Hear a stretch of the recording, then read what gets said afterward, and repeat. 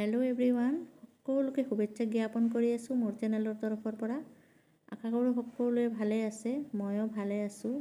মই আজি আপোনালোকক লৈ এটা ৰেগুলাৰ ব্লগ আগবঢ়াই আছোঁ। আজি আমাৰ ঘৰত দুজন গেষ্ট মাতিছোঁ ভাত খাবলৈ। মই ৰাতিপুৱাৰ পৰাই ভিডিঅ'টো কৰি আছোঁ আৰু দুপৰীয়া খানাত দুজন গেষ্ট আহিব। গেষ্ট দুজনৰ কাৰণে আমি আজি কি বনাম, আমাৰ মাহী আজি কি বনাব, তাকে মই ভিডিঅ' কৰাৰ চেষ্টা কৰি আছোঁ। ইয়াতে এটা ডাঙৰ মাছ আনিছে, ইলিছ মাছ, আৰু মাছটো তাইক কাটিব দিছোঁ। মাহীজনীয়ে মাছ কাটি আছে। চাই থাকক মোৰ ভিডিঅ'টো, এনজয় কৰি থাকক, স্কিপ নকৰা কৰি এণ্ডলৈকে চোৱাৰ চেষ্টা কৰিব।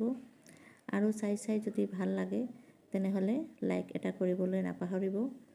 আৰু মোৰ চেনেলটো যদি আগতে ছাবস্ক্ৰাইব কৰা নাছিল আজিয়ে কৰি দিব, আৰু যদি আগতে ছাবস্ক্ৰাইব কৰিছে তেনেহ'লে সকলোকে মই ধন্যবাদ জ্ঞাপন কৰি আছোঁ। এই ইলিছ মাছটো বনাব মাহী আজি সৰিয়হ বটা দি, আৰু এইফালে দালিখিনি বইল উঠাই দিছে আৰু চিকেন বনাবলৈ আছে।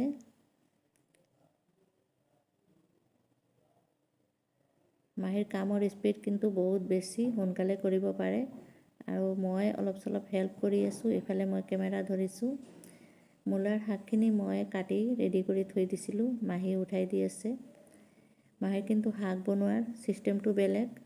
তাই প্ৰথমত কেৰাহীত তেল দিয়াৰ আগতে শাকখিনি ঢালি দিল, নিমখ দিল, কেঁচা জলকীয়া কাটি দিল, এনেকুৱা পানীটো ওলাব দিছে।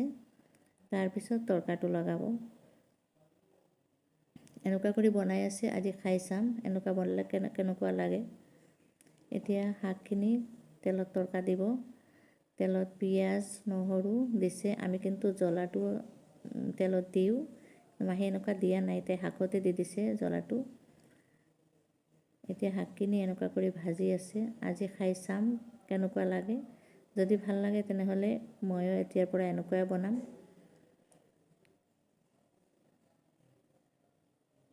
শাক ভাজিখিনি হৈয়ে গ'ল।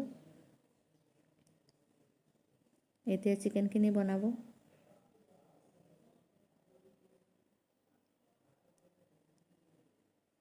চিকেন বনাবৰ কাৰণে এইফালে তেল গৰম কৰিব দিছে কেৰাহীত, আৰু এইফালে পিঁয়াজ বটি আছে।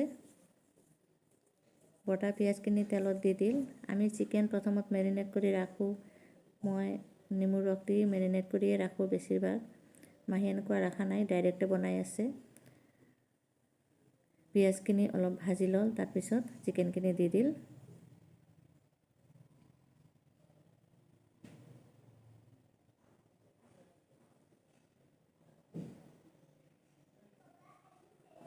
চিকেনখিনি তেলত খুব ভাল কৰি ভুনি আছে। নিমখটো দিল আৰু আদা নহৰুখিনি এতিয়া দি দিল।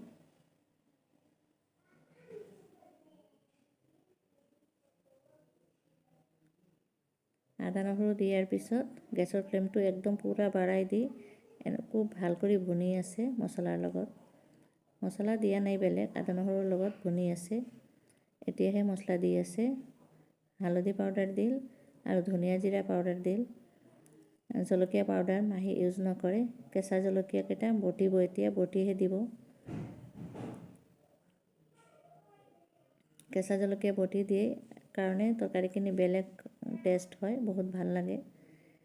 আমি যেনেকুৱা গ্ৰীণ চিকেন বনাওঁ সেনেকুৱাই হয়। বটা জলকীয়াখিনি দি দিল। লাগি আছে বহুত জ্বলা হ'ব, বহুত দিছে। চাক মাংসখিনি ভুনা হৈ আছে, কিমান ভাল লাগি আছে দেখি। টেষ্টটো নিশ্চয় বহুত ভাল হ'ব। এণ্ডত গৰম মছলা পাউডাৰ আৰু মিট মছলা পাউডাৰটো দিব।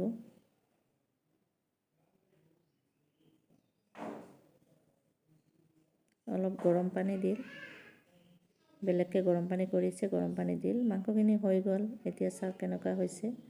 আৰু এইপিনে সৰিয়হ আৰু নহৰু বটিব, এই মাছখিনি বনাব সৰিয়হ দি। ইলিছ মাছ সৰিয়হ দি বনাব। সৰিয়হ আৰু নহৰু বটি তেলত এনেকুৱা কৰি ভুনি আছে, আৰু পিঁয়াজো বটি দিছে।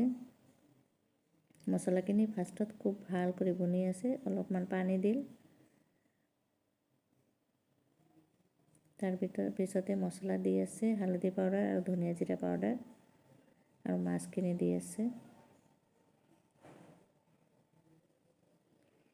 সৰিয়হ বটা দি মাছ বনালে আমিও এনেকুৱাই বনাওঁ, কেঁচা মাছে দিওঁ, মাছ ভাজি কিনি নিদিওঁ। ইলিচ মাছ ভাজি দিলে টেষ্টটো বেলেগ হৈ যায়, নাভাজা কৰি দিলেহে ভাল লাগে। এতিয়া চাওক মাছখিনি কেনেকুৱা হৈছে। মাছখিনি পানী দি অলপ ভেজাইছে ভাল কৰি, হৈ গ'ল। এতিয়া নিমখ টেষ্ট কৰি